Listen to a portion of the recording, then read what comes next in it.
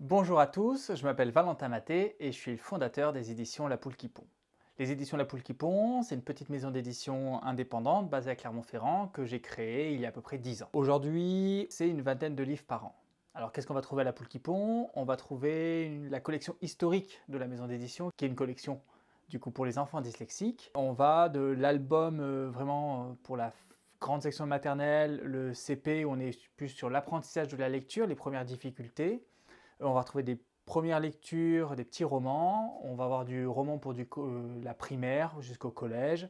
Et on a même de la BD, un manga notamment syllabé. On a aussi toute une collection d'ouvrages autour des émotions, avec des titres comme Je t'aime comme L'avocat.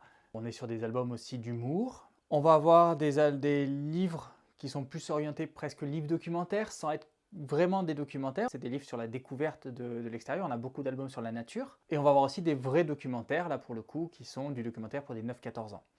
La collection notamment Monde Futur. On a une série qui marche très très bien qui s'appelle Les Bidules Chouettes, sont des petits albums dont on peut faire la collection. On a aujourd'hui une vingtaine de titres qui existent. C'est des objets quotidiens qui sont personnifiés par Julie Bullier et qui vivent des aventures, beaucoup autour des émotions, de l'amitié, de l'entraide. Et aussi, il y a énormément de jeux de mots. C'est une collection que j'aime beaucoup parce que je l'édite aussi bien pour les enfants de mes amis que aussi bien pour les parents des enfants. Donc j'offre à la fois aux enfants et à la fois aux parents. Il y a plusieurs niveaux de lecture et c'est très sympa. On a aussi quelques excursions dans des hors-collections. On a fait un album pop-up, on a fait un très beau livre sur la ville de Paris. Et après, on a, et c'est ça qui va nous intéresser aujourd'hui, une collection de livres tout carton pour les 0-3 ans. Je ne me suis pas dit, quand j'ai créé la maison d'édition, je ne me suis pas dit, tiens, je vais faire du livre tout carton. C'est un peu le livre tout carton qui est venu à nous et on va découvrir, on va en discuter tout à l'heure avec Fabienne Cinquin, comment on est venu à faire de l'album tout carton et comment on continue à en faire, parce que c'est des albums qui sont très sympas et c'est quelque chose de très chouette pour un éditeur.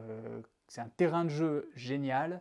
Le 0-3 ans, la bibliothèque des tout petits, les premiers contacts au livre. Je vous invite à me suivre parce que du coup on va aller à l'atelier de Fabienne Cinquin. On est sur de la petite édition, de l'édition locale, puisque vous allez voir que l'atelier de Fabienne Cinquin est à 2 pas de la maison d'édition.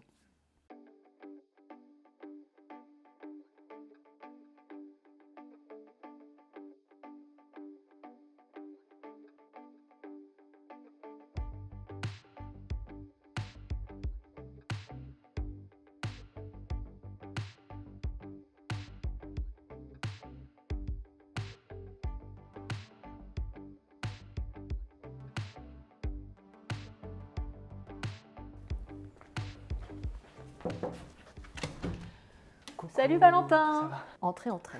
Une des grandes chances qu'on a à la Poule qui pond, c'est d'avoir Fabienne Cinquin, illustratrice en voisine. Parce que c'est vrai que Ah oui, il y a 2-3 rues qui nous séparent, voilà, dans le quartier historique de Clermont.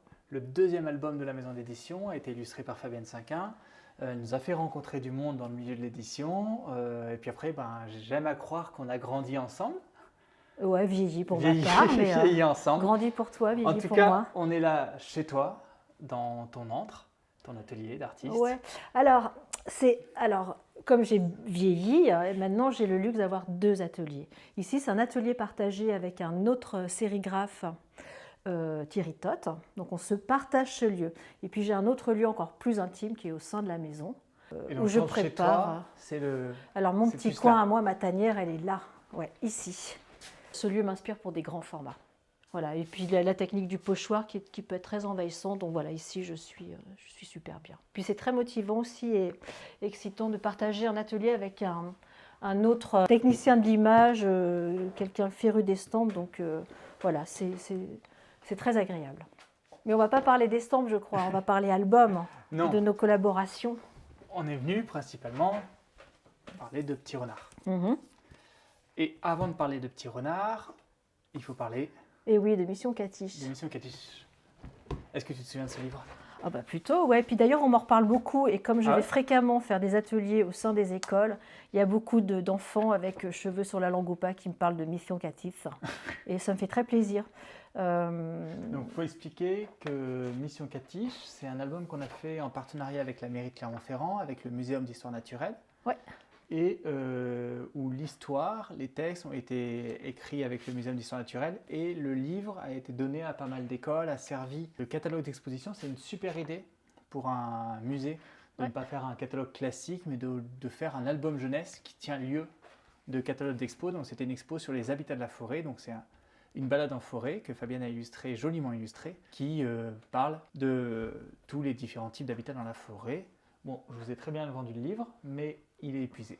Bah, tu avais imaginé effectivement une sorte de road movie où une loutre a une nuit et une seule nuit pour trouver au plus vite et au mieux son habitat, sa catiche. Alors elle peut compter sur la solidarité des autres animaux de la forêt, mais malgré toute leur gentillesse et leur invitation à partager leur habitat, ça ne convient pas à la loutre. Et puis parce qu'on comprend à la fin, mais ce n'est pas dit, ça se lit dans l'image qu'effectivement il fallait vraiment qu'elle se dépêche à trouver sa nouvelle habitation parce qu'elle attendait des petits. Voilà ce qui est dit dans la dernière image, mais pas dans le texte.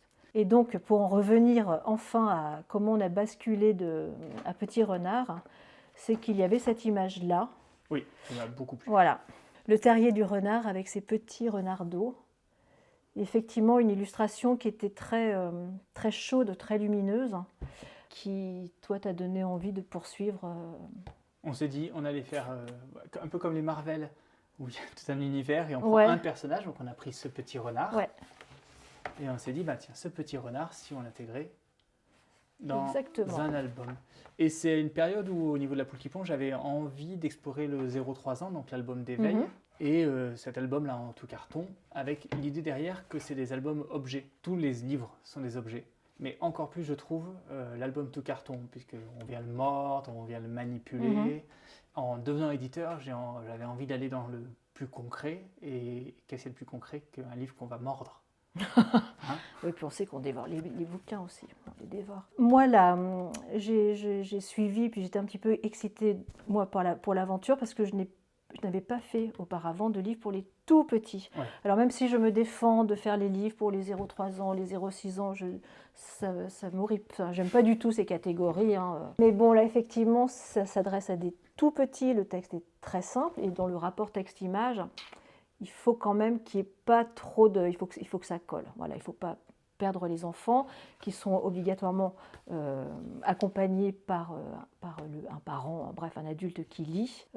Donc moi, j'avais bien envie de me frotter à cet exercice parce que là, j'allais un petit peu dans quelque chose de très direct. J'ai l'habitude, moi, de proposer soit des illustrations qui vont compléter le texte, où moi j'interprète moi-même le texte, et puis où l'éditeur me laisse ou pas aller dans mes dérives et mes explorations plus intimes.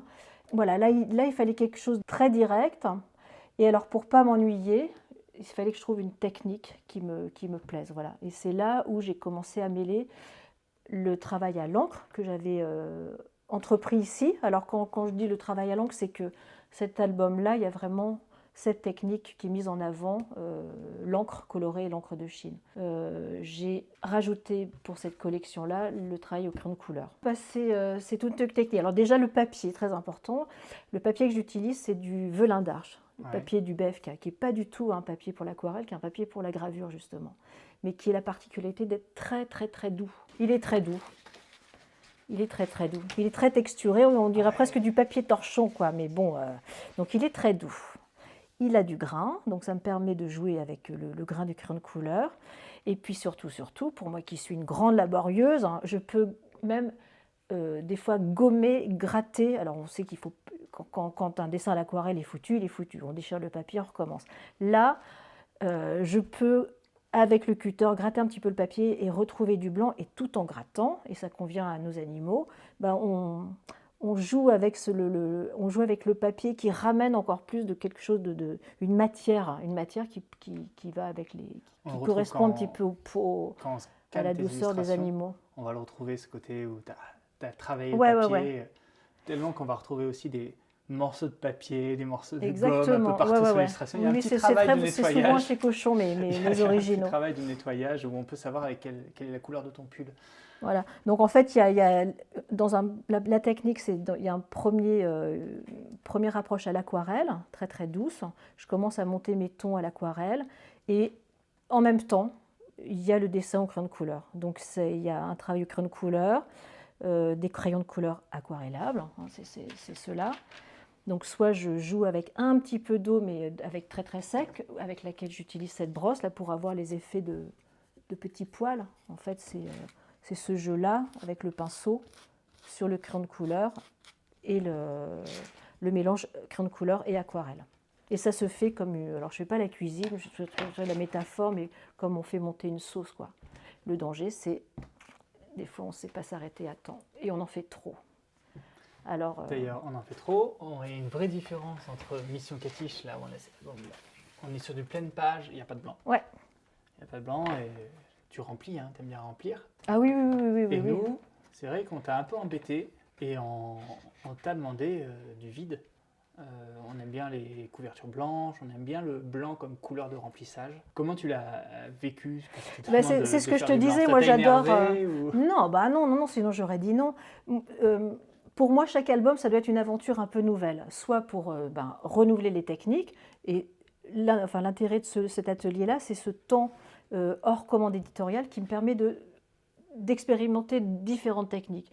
Là, en ce moment, c'est des techniques de pochoir, mais peut-être que va venir du collage par-dessus ou du crayon de couleur, j'en sais rien.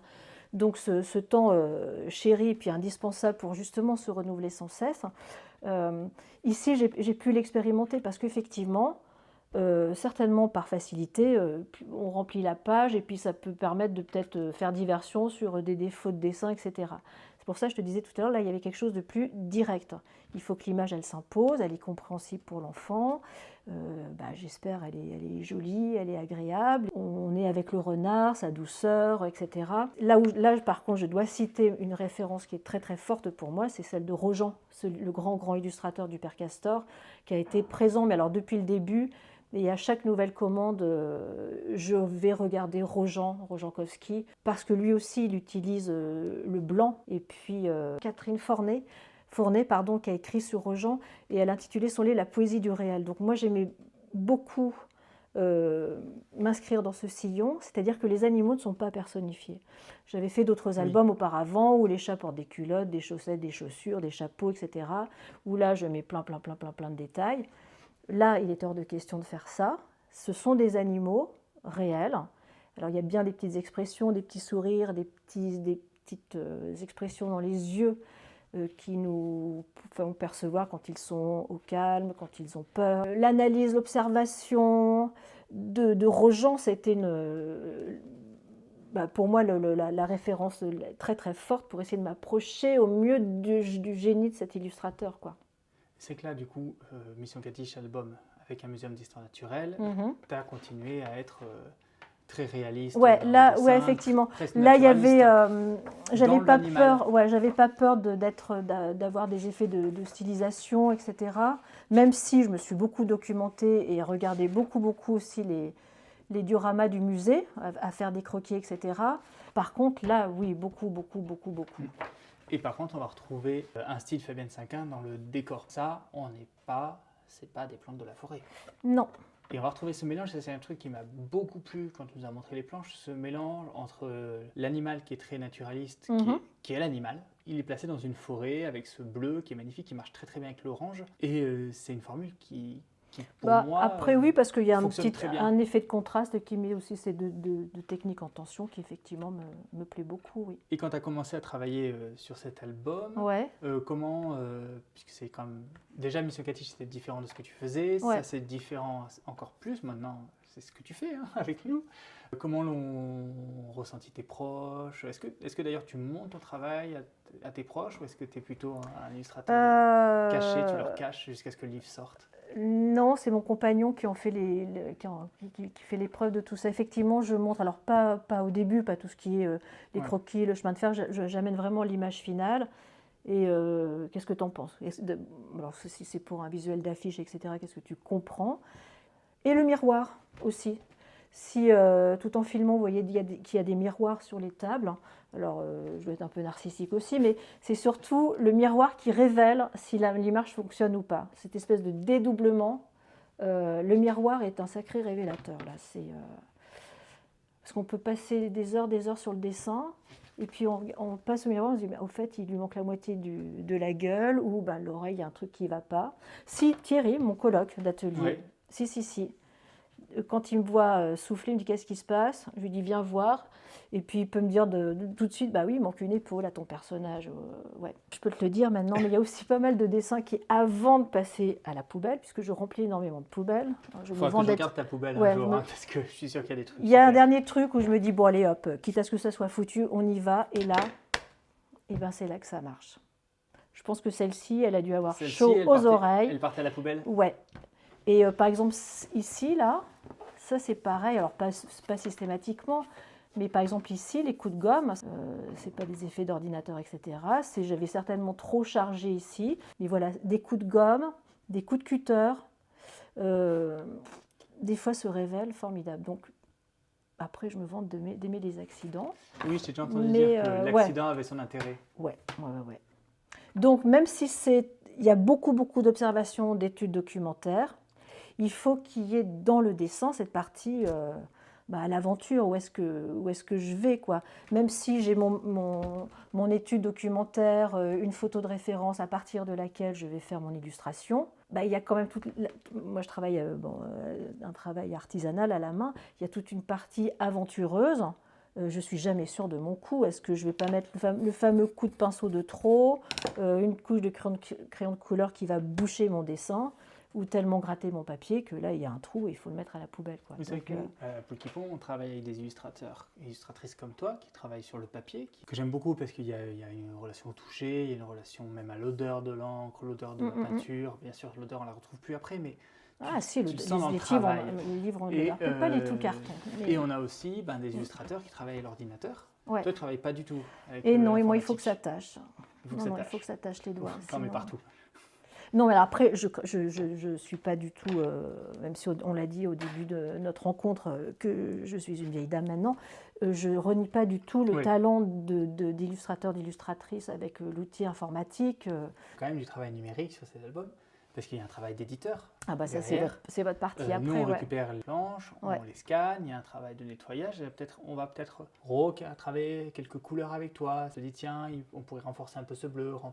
C'est à la marge, mais ça existe. Celui-ci est très fidèle aux originaux, assez fidèle. Il y a peut-être un peu plus de rouge dans l'édition qui, moi, me convenait bien. Comme c'est un livre qui a très bien marché, il y a plusieurs tirages et chaque tirage a ces petites nuances de couleurs. Et du coup, un jour, il existe imprimé, on te l'amène. Est-ce que tu arrives à te souvenir, c'est vieux maintenant? Dis donc, comment tu le... Je n'ai pas perdu la boule. Pas perdu la boule, non, là...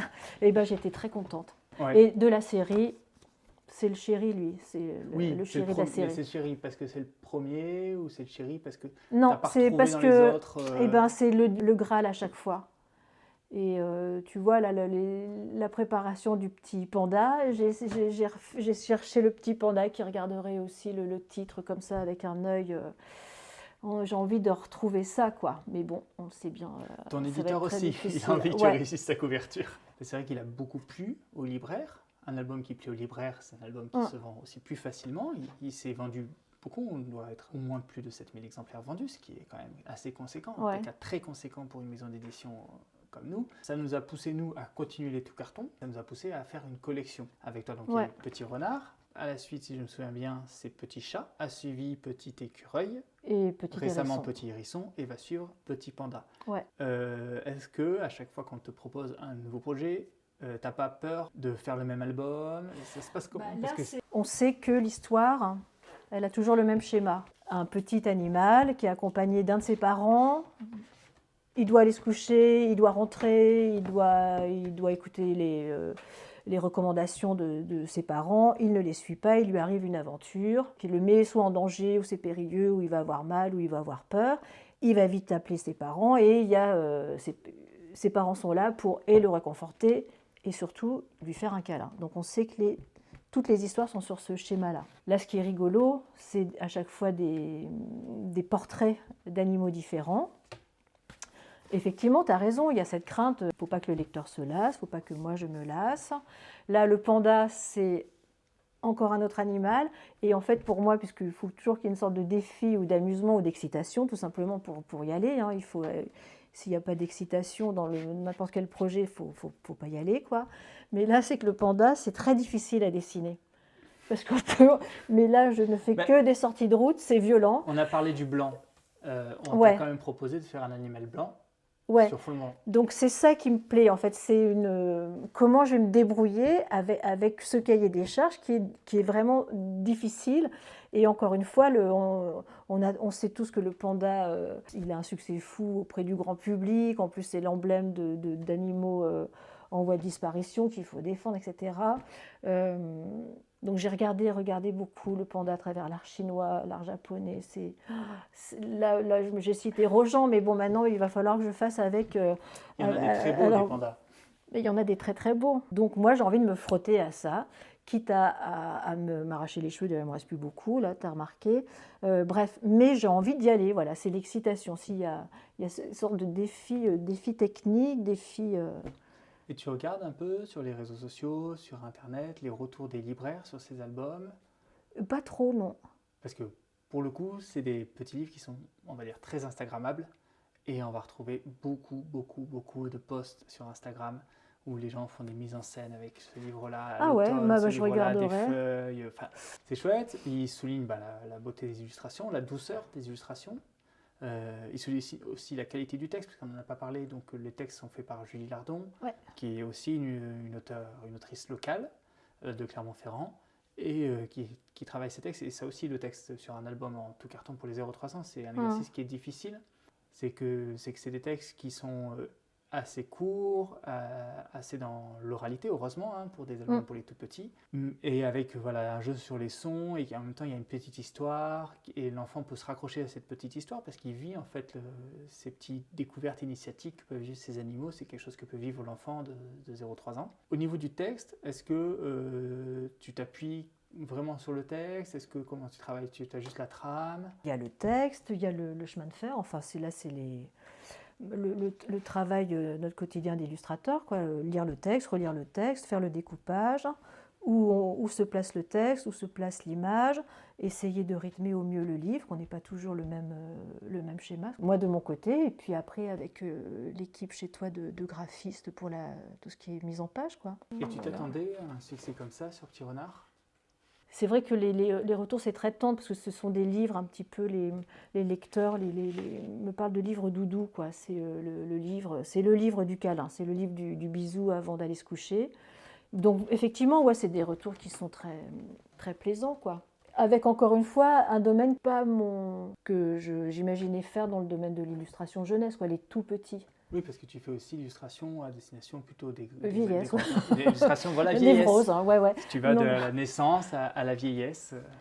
Oui, c'est-à-dire que les histoires que j'illustre, c'est souvent pour des lecteurs plus âgés, où on peut jouer sur des rapports texte-image peut-être un peu plus compliqués. Et ton travail personnel, on va dire plus personnel, qui ne sont pas des commandes d'éditeurs. Là, ça ne s'adresse pas aux enfants. Franchement aux enfants. Et puis même pas du tout. Mais c'est ça qui est formidable dans mon métier, c'est la diversité des commandes, la diversité des lecteurs. Et alors, je ne sais pas si c'est grâce à ça, mais depuis ces albums-là, on me demande de plus en plus de projets qui concernent la petite enfance. C'est sûr, ça oriente ouais. En jeunesse. Et puis en maternelle, en fait, il n'y a pas grand-chose. Enfin, pas grand-chose. Il y a quand même de la nouveauté. Mais on va dire en tout carton, j'aime à croire qu'en tout carton, avec autant de travail sur l'illustration, en tout cas autant de réflexion sur l'illustration, on n'est pas tant d'éditeurs à le faire, et en tout cas c'est... ouais, ou peut-être avec cette technique... Voilà, ça me permet de défendre l'édition indépendante en tout cas. Mis à part Rojan, les albums du Père Castor, effectivement, qui font un peu rétro, un peu à l'ancienne, mais moi je trouve qu'au contraire, il y a une résurgence de ces pratiques artisanales. Je pense ça aussi à Nathalie Parrain. Cette technique du pochoir aussi, moi, c'est pas moi qui ai inventé la technique du pochoir, voilà, tous les grands artistes russes du Père Castor, qu'aujourd'hui les jeunes générations redécouvrent et puis qui insufflent, moi j'ai l'impression, un vent nouveau justement dans l'illustration, puis cet attrait de l'image à la main, quoi. Oui, je pense que c'est important de proposer des livres faits à la main. Bon, en tout cas, moi c'est ce que je défends, et puis c'est ce que j'aime par-dessus tout, quoi. Même si, encore une fois... il y a des grands noms qui travaillent avec le numérique que j'adore. Mais voilà, moi c'est sûr que Alors, je me suis essayée hein, aux techniques du numérique, mais c'est la crise de nerfs au bout de 10 minutes. Et puis, sans faire la maline, ouais, mais une journée où il n'y a pas de l'encre sur les doigts, pour moi, c'est une journée foutue. Donc, et puis même, il me faut ces outils, quoi. Je suis pas heureuse avec une souris, un écran froid. Et, voilà. Et je crois que il se passera là. Je suis ouverte à plein de nouveautés, mais là, je crois. Si je comprends bien, on peut te pousser sur d'autres techniques, t'accompagner sur d'autres projets. Pourquoi pas un livre avec ce petit chat là qu'on a derrière qui est très mignon. J'aime beaucoup venir dans les ateliers d'illustrateurs, ça permet d'avoir. Là, par contre, vous êtes dans un truc un peu intime parce que là, c'est le laboratoire. Il y a plein de choses qui sont un peu ratées ou qui sont en. Oui, mais des fois, les gens me disent on peut acheter ça, mais je dis ben non, mais c'est mon cahier de brouillon.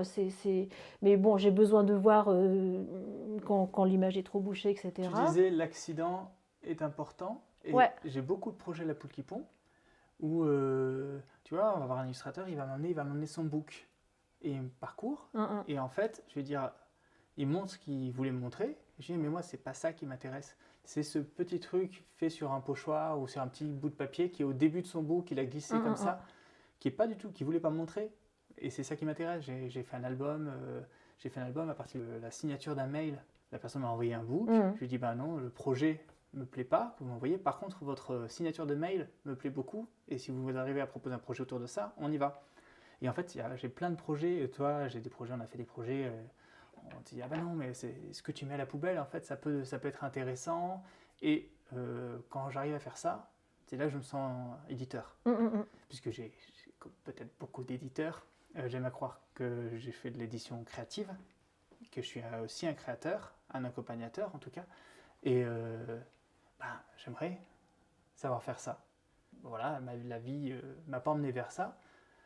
Par contre, j'aime bien aller chercher, aller gratter, essayer de trouver le petit détail sur lequel on va aller ensemble gratter, avancer pour sortir un livre. Oui, mais bon, voilà, petit panda, là, voilà, j'ai déjà une poubelle qui est bien pleine et j'en ai pas. Alors, je pourrais te montrer les dégâts. Qu'est-ce que tu mets à la poubelle? Alors, attends, oui, petit panda.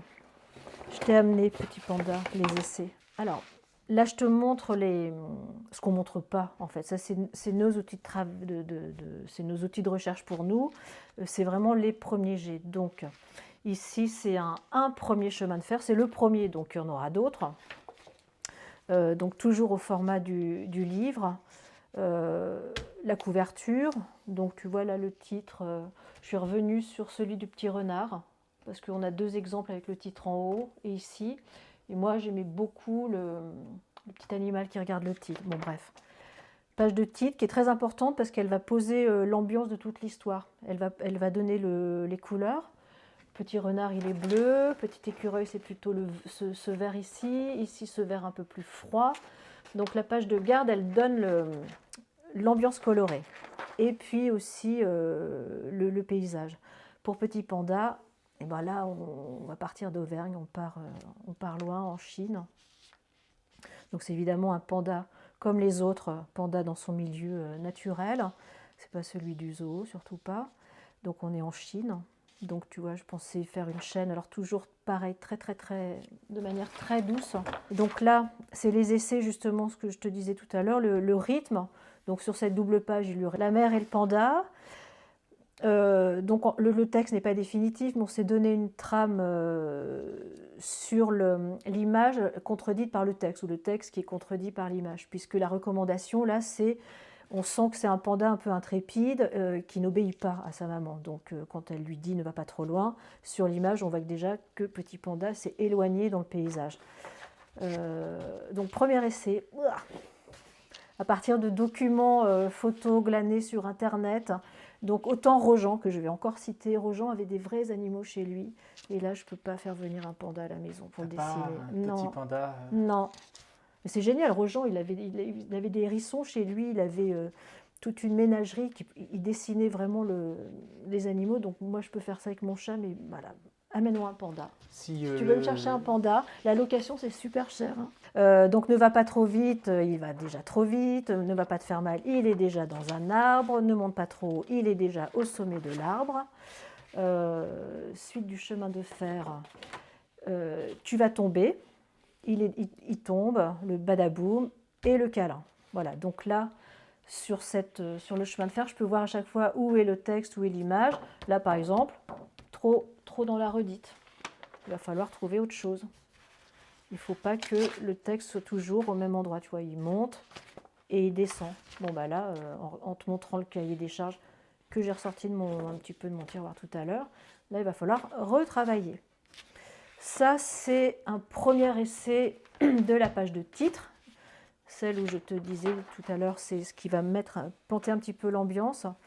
Le petit panda vit dans les montagnes, dans un paysage froid. Donc, moi, j'avais bien dans l'idée que il fait froid, il y a de la neige, qui pourrait justifier la blancheur du papier. Mais enfin bon, ça, à voir. Peut-être que je me trompe. Peut-être qu'il faut que tout soit très, très, très graphique. Et ça, j'ai envie d'essayer aussi, parce que c'est pas noir et blanc ou un noir un peu teinté.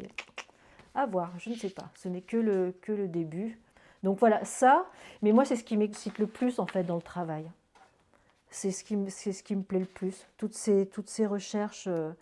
Est-ce que c'est bleu marine? Est-ce que c'est noir? Est-ce que c'est un noir un peu teinté? Est-ce que cet album-là, il va se distinguer beaucoup par rapport aux autres? Il va être très, quand je dis très graphique, ça veut dire que je vais travailler qu'avec du noir et du blanc et peut-être un petit peu de rose, je dis n'importe quoi, ou du orange. Voilà. Ça, c'est des recherches. Alors, ce qui est intéressant, ce n'est pas forcément la pose, mais encore une fois, pour moi, c'est l'aspect technique. Est-ce que j'y vais franchement avec mes coups de balai, avec ces brosses à peinture qui sont très rêches, mais je peux avoir du mouvement, je peux avoir les poils. Est-ce que je tiens la route ou est-ce que c'était le miracle là? Parce que celle-là, ça, j'amassais. Comme j'amassais ici, mais là, il y a beaucoup plus d'eau et c'est pas le même outil. Voilà, donc c'est toutes ces recherches. Là, je reviens à quelque chose de plus avec beaucoup moins d'effets de brosse. Presque pas tout à fait un aplat, mais bon. Voilà. Donc tout ça, j'espère que ça va mener à quelque chose de bien. Mais là, j'y suis pas. Ça, c'est un des derniers que j'ai fait. Donc effectivement, mes originaux sont très sales. La graphiste doit beaucoup enlever les impuretés. Voilà. Donc pour moi, c'est pas satisfaisant. Il faut que je continue les recherches. Mais j'y suis pas. Et en conclusion, et tu le sais autant mieux que moi, faire simple, c'est ce qu'il y a de plus dur. Et voilà. Et on revient à ce qu'on disait tout à l'heure. Cette collection, elle m'amène à aller à une image qui nous saute à la figure, quoi. Elle est bien, ou elle est complètement ratée, ou elle est complètement tarte, et c'est pas possible. Voilà. Oui, sur ces albums-là, on est parfois targué de faire du simple. Genre, oh, vous n'êtes pas foulé, il n'y a pas beaucoup de texte. Ou vous n'êtes pas foulé, il n'y a pas beaucoup de pages. Et c'est pour ça aussi que je voulais faire cette vidéo, dans le cadre du SLPJ, montrer que derrière ces petits albums-là, il y a un vrai travail de réflexion. Et c'est ça aussi que j'adore dans le travail avec toi. C'est qu'il y a un vrai travail de réflexion sur l'illustration. Ah bah alors, ouais, moi je suis vraiment portée par l'art, encore une fois, parce qu'il faut citer les gens qu'on admire et qui nous aident à avancer, mais c'est vraiment Rojan, mais je pensais à Nathalie Parrain, tous les grands du Père Castor. Il faut que les gens aillent voir les éditions du Père Castor. Il faut aussi qu'ils aillent voir la Poule qui pond. Hein. Mais bien sûr, hein, mais bien sûr. Mais voilà, oui, mais un vrai. fond blanc, c'est pas parce que on ne sait pas quoi faire d'autre, quoi. C'est tout le contraire. Pour finir, est-ce que tu peux me Mais dédicacer Petit renard? Alors, donc j'arrête pas de dire à mes étudiants, taillez bien vos crayons. J'en ai pas un de bien taillé. On va faire un petit museau de... Alors, ces plantes, ça permet de cacher les animaux dedans lors des dédicaces. Donc ça, c'est rigolo.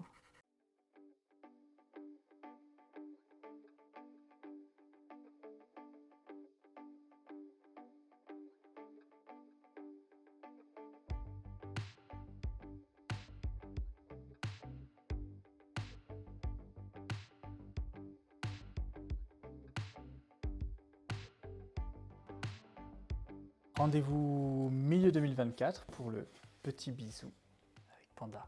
Au travail. Au travail. Allez.